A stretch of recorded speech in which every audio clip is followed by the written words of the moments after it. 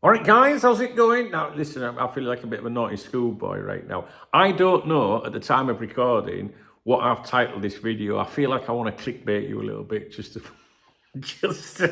to stress you out. But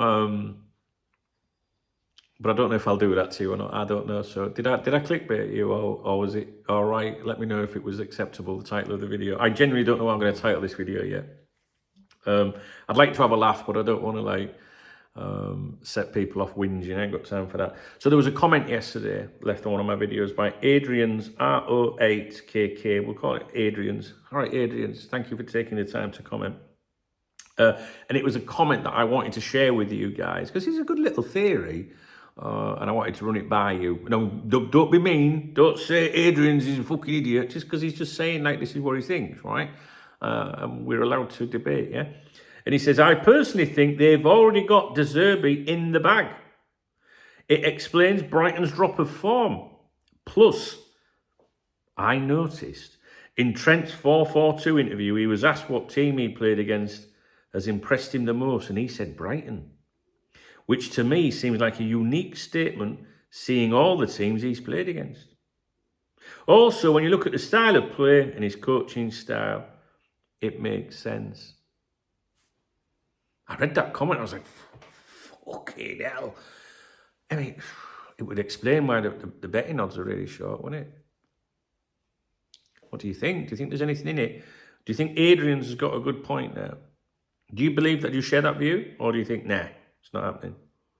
You see, Zerbi for me was the one that I thought that when I first saw his name enter the fray, come into the equation, I was like, yeah, that's an FSG appointment if ever I've seen one. Which might be a good one, right? I mean, they appointed Jurgen Klopp. That's what people often tell me. Leave them alone. They appointed Jurgen. Yeah, after we fucking demanded he be appointed. Do you remember back then? We were going mental. Yeah. I remember making videos at the time. I had Jurgen Klopp wrote in great big fucking letters stuck on my wall behind me. I did think that's what I thought, yeah, FSG, Zerbi, yeah. Fans Alonso.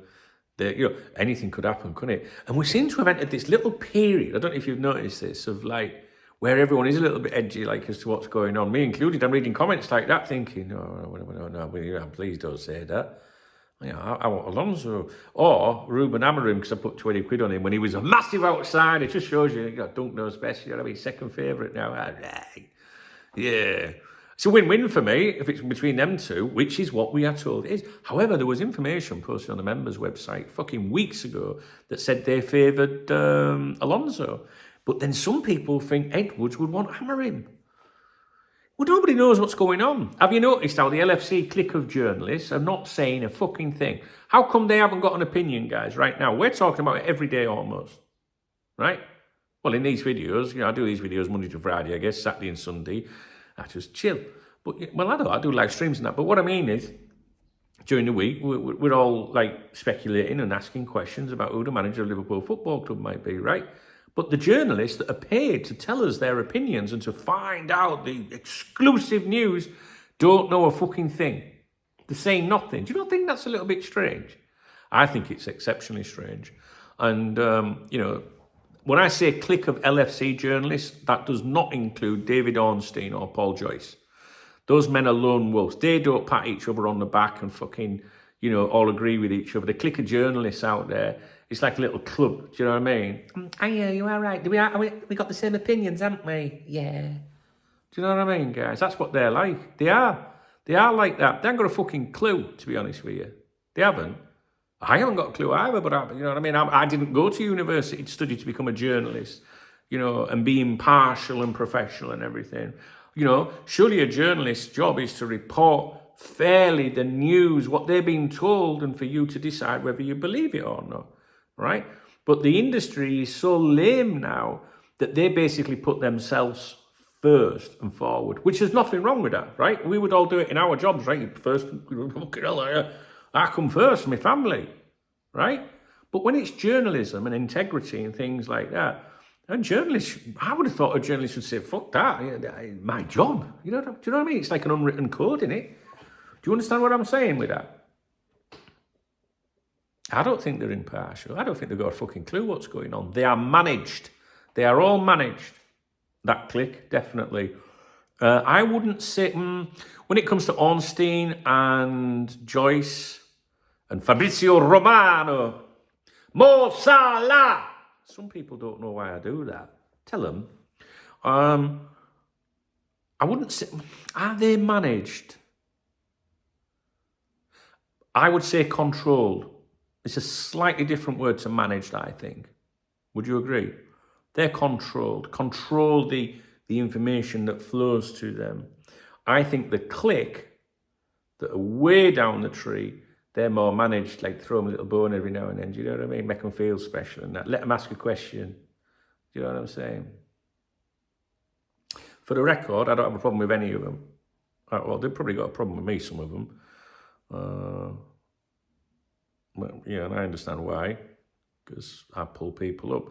But they're probably really nice people as well. And I think sometimes we have to be nice to each other. Do you know what I'm saying? So if I come on here and go, that journalist, do you know what I mean? I think he's a complete fucking waste of space. I'm talking about his style or his report. I can think of one Liverpool writer that's not a journalist, that's a fan, that would find positivity in relegation. Do you know what I mean? So you know the style. And then we all know someone, don't we? There's certain people on X, for example, Liverpool fans, that are only negative all of the time. Just everything's a fucking negative. You know, you could win a European Cup final, batter Real Madrid 3-0, and they would find a reason why it should have been 4-0, and it's just not right. Do you know what I mean? So you can, over years, you get to see who these people are and what they are. But none of them, none of the paid professional journalists are telling you anything about the ownership at the moment. Not the ownership, the manager at the moment, which I find quite interesting.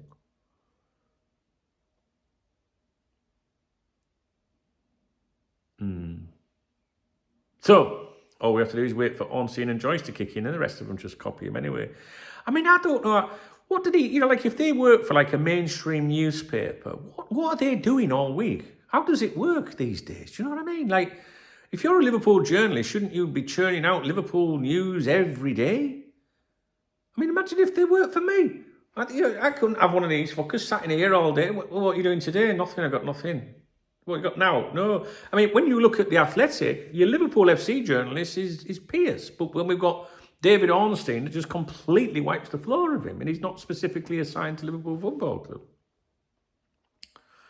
Why are we talking about these fuckers anyway? We're talking about Roberto De Zerbi. Well, I guess we're talking about the fact that they're not saying anything. There isn't a single journo out there that is providing any form of opinion or running commentary as to what they think's happening. And I just find it strange, really strange. And that's where I think it comes into being managed. And when the club are ready to release something, they'll go through Ornstein and Joyce or one or the other, depending on who's talking. Do you know what I mean? But anyway, Roberto De Zerbi.